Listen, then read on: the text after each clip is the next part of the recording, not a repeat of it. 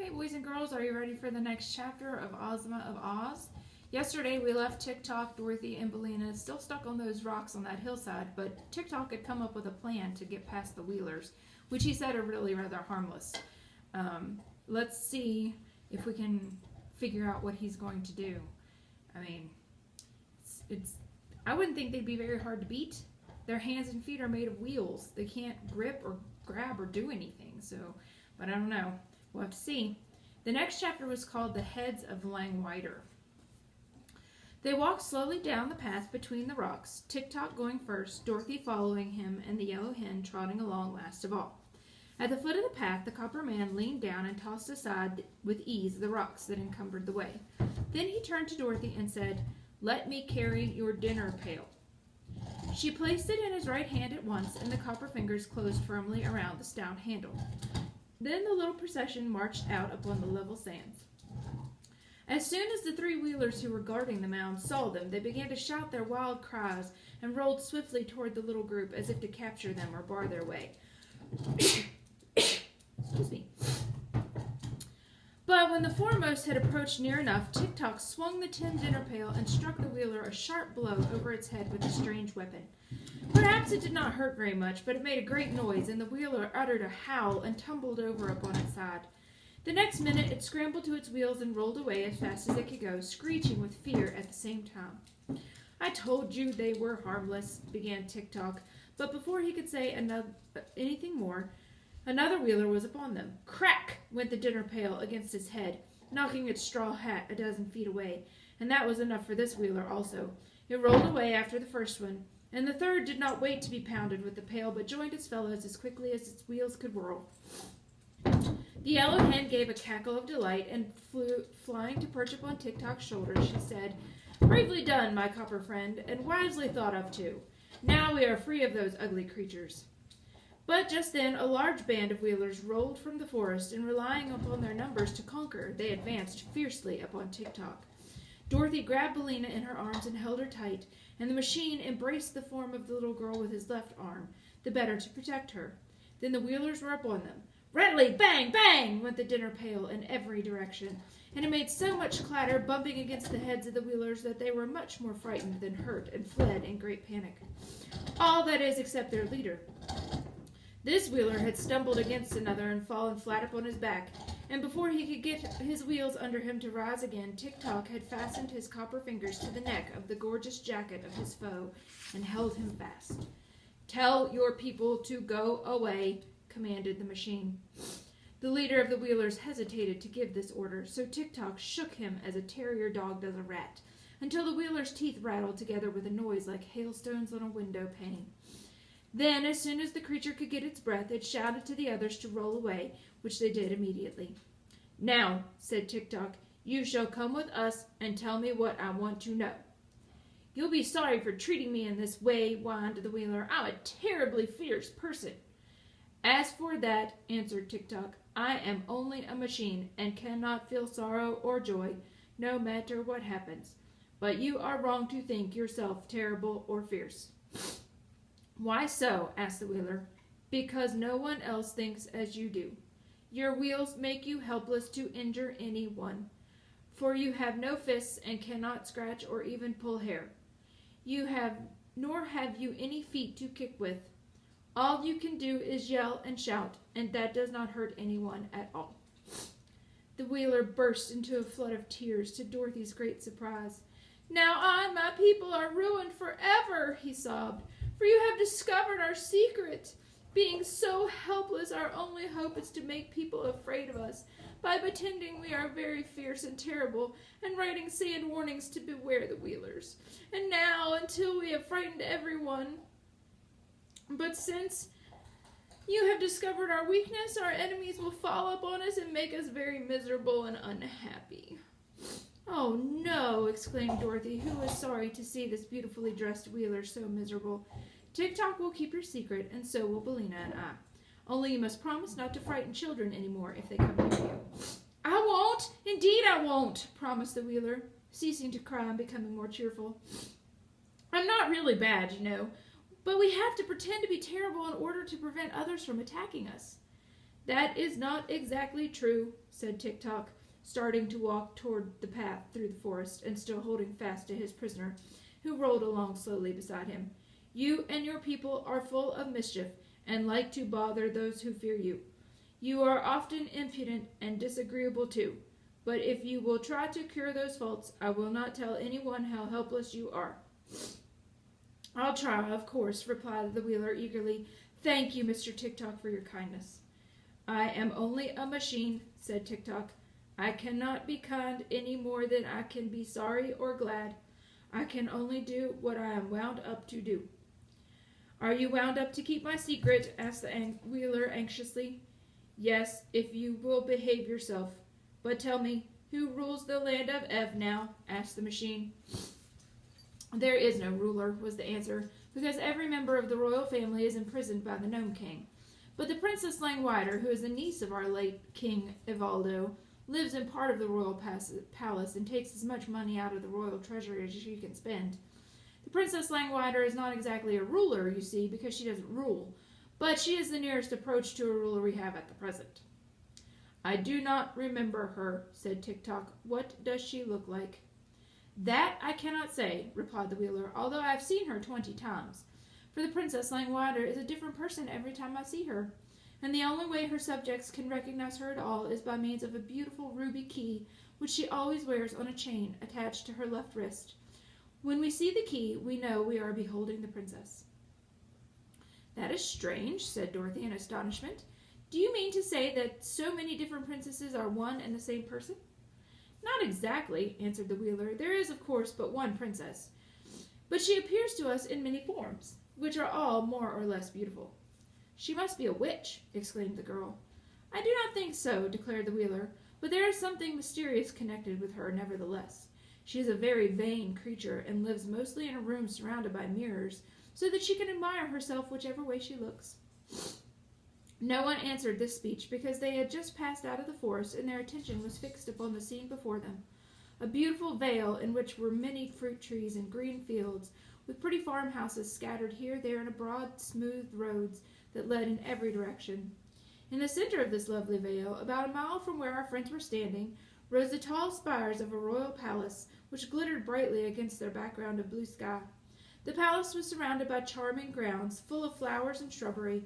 Several tinkling fountains could be seen, and there were pleasant walks bordered by rows of white marble statuary. All these details Dorothy was, of course, unable to notice or admire until they had advanced along the road to a position quite near the palace, and she was still looking at the pretty sights when her little party entered the grounds and approached the big front door of the king's own apartments. To their disappointment, they found the door tightly closed, and a sign was tacked to the panel that read as follows: "Owner absent. Please knock at the third door on the left wing." "Now," said Tik-Tok to the captive Wheeler, "you must show us the way to the left wing." "Very well," agreed the prisoner. It is around here at the right." "How can the left wing be at the right?" demanded Dorothy, who feared the Wheeler was fooling them. "Because there used to be 3 wings, and 2 were torn down, so the one on the right is the only one left. It is a trick of the Princess Langwidere to prevent visitors from annoying her." Then the captive led them around to the wing, after which the machine man, having no further use for the Wheeler, permitted him to depart and rejoin his fellows. He immediately rolled away at a great pace and was soon lost to sight. Tik-Tok now counted the doors in the wing and knocked loudly upon the third one. It was opened by a little maid in a cap trimmed with gay ribbons, who bowed respectfully and asked, "What do you wish, good people?" "Are you the Princess Langwidere?" asked Dorothy. "No, miss. I am her servant," replied the maid. "May I see the princess, please?" "I will tell her you are here, miss, and ask her to grant you an audience," said the maid. "Step in, please, and take a seat in the drawing room." So Dorothy walked in, followed closely by the machine. But as the yellow hen tried to enter after them, the little maid cried, "Shoo!" and flapped her apron in Billina's face. "Shoo yourself!" retorted the hen, drawing back in anger and ruffling up her feathers. "Haven't you any better manners than that?" "Oh, do you talk?" inquired the maid, evidently surprised. "Can't you hear me?" snapped Billina. "Drop that apron and get out of the doorway so that I may enter with my friends." "The princess won't like it," said the maid, hesitating. "I don't care whether she likes it or not," replied Billina, and fluttering her wings with a loud noise, she flew straight at the maid's face. The little servant at once ducked her head, and then the hen reached Dorothy's side in safety. "Very well," sighed the maid, "but if you are all ruined because of this obstinate hen, don't blame me for it. It isn't safe to annoy the Princess Langwidere." "Tell her we are waiting, if you please," Dorothy requested with dignity. "Billina is my friend and must go wherever I go." Without more words, the maid led them to a richly furnished drawing room, lighted with subdued rainbow tints that came in through beautiful stained glass windows. "Remain here," she said. "What name shall I give the princess?" "I am Dorothy Gale of Kansas," replied the child, "and this gentleman is a machine named Tick-Tock, and the yellow hen is my friend Billina." The little servant bowed and withdrew, going through several passages and mounting 2 marble stairways before she came to the apartments occupied by her mistress. Princess Langwidere's sitting room was paneled with great mirrors which reached from ceiling to floor. Also the ceiling was composed of mirrors, and the floor was of a polished silver that reflected every object upon it.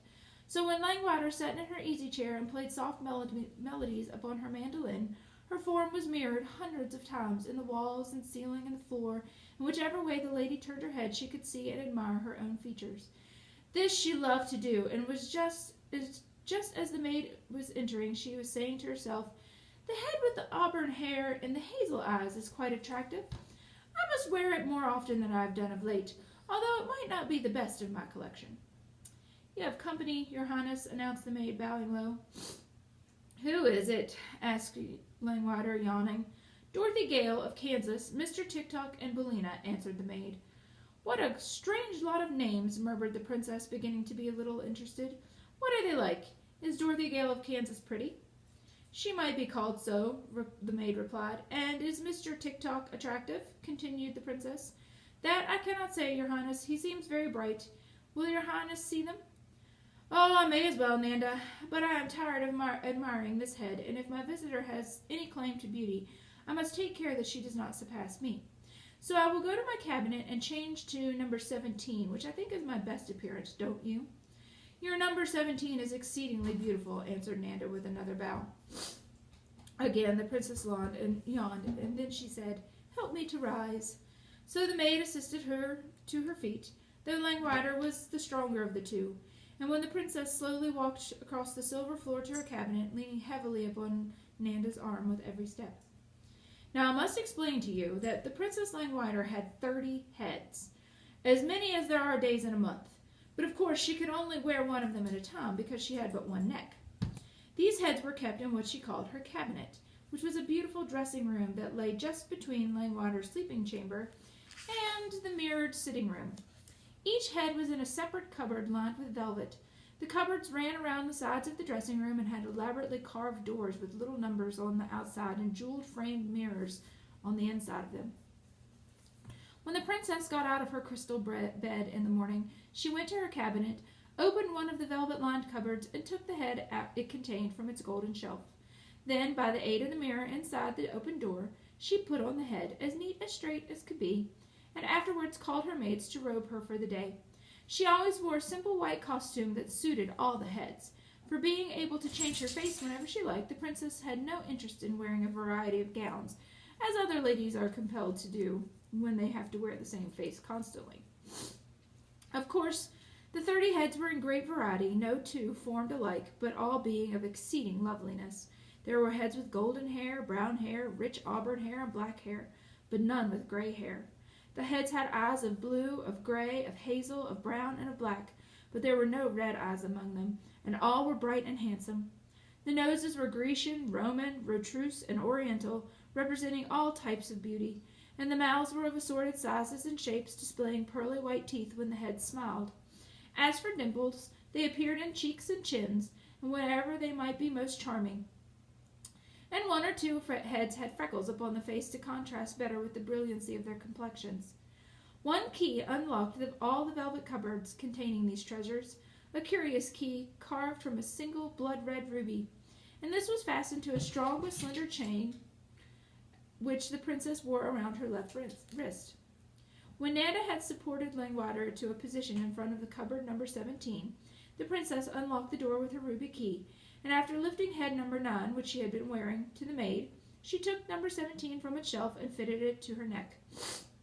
It had black hair and dark eyes and a lovely pearl-white complexion, and when Langwidere wore it, she knew she was remarkably beautiful in appearance. There was only one trouble with number 17, the temper that went with it, and which was hidden somewhere under the glossy black hair, was fiery, harsh, and haughty in the extreme, and it often led the princess to do unpleasant things which she regretted when she came to wear her other heads. But she did not remember this today, and went to meet her guests in the drawing-room with a feeling of certainty that she would surprise them with her beauty. However, she was greatly disappointed to find that her visitors were merely a small girl in a gingham dress, a copper man who would only go when wound up, and a yellow hen that was sitting contentedly in Langwidere's best work-basket, where there was a china egg used for darning socks. "Oh," said Langwidere, slightly lifting the nose of number 17, "I thought someone of importance had called." "Then you were right," declared Dorothy. "I am of a good deal of importance myself, and when Billina lays an egg she has the proudest cackle you have ever heard. As for Tick-Tock, he's the—" "Stop, stop!" commanded the princess with an angry flash in her splendid eyes. "How dare you annoy me with your senseless chatter?"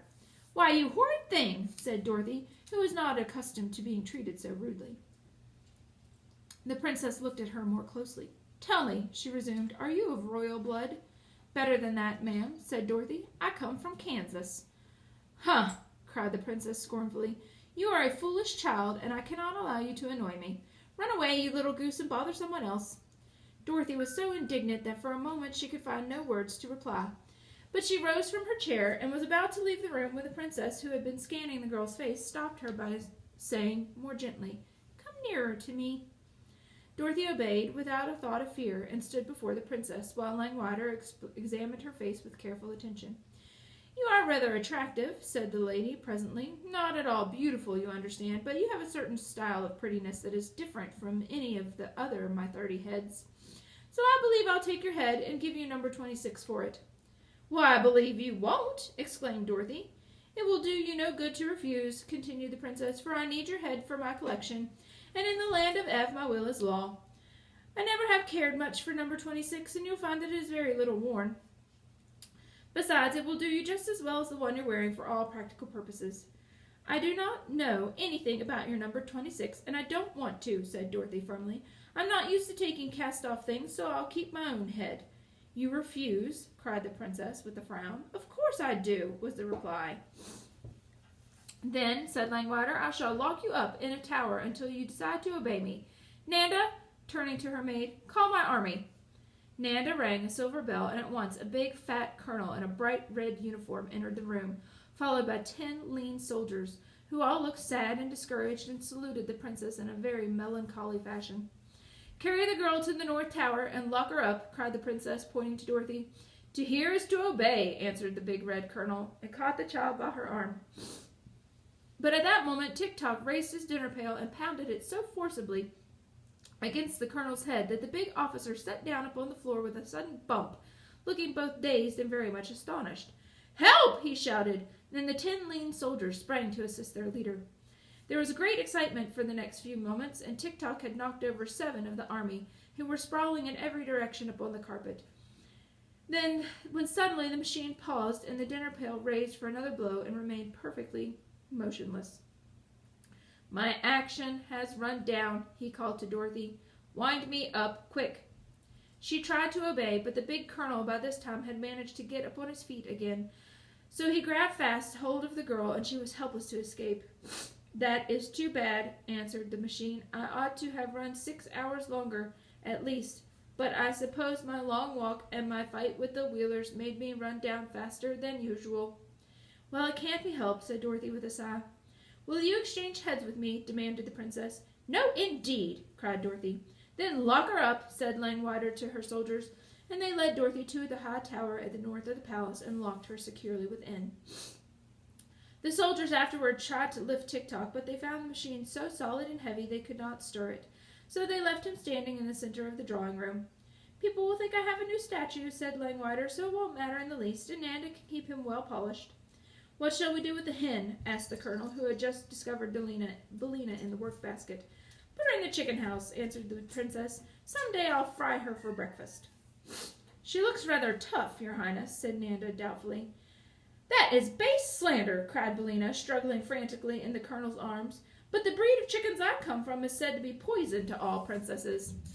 Then, remarked Langwidere, I will not fry the hen, but keep her to lay eggs, and if she doesn't do her duty, I will have her drowned in the horse trough. My goodness, could you imagine having to keep track of 30 different heads? It's very strange.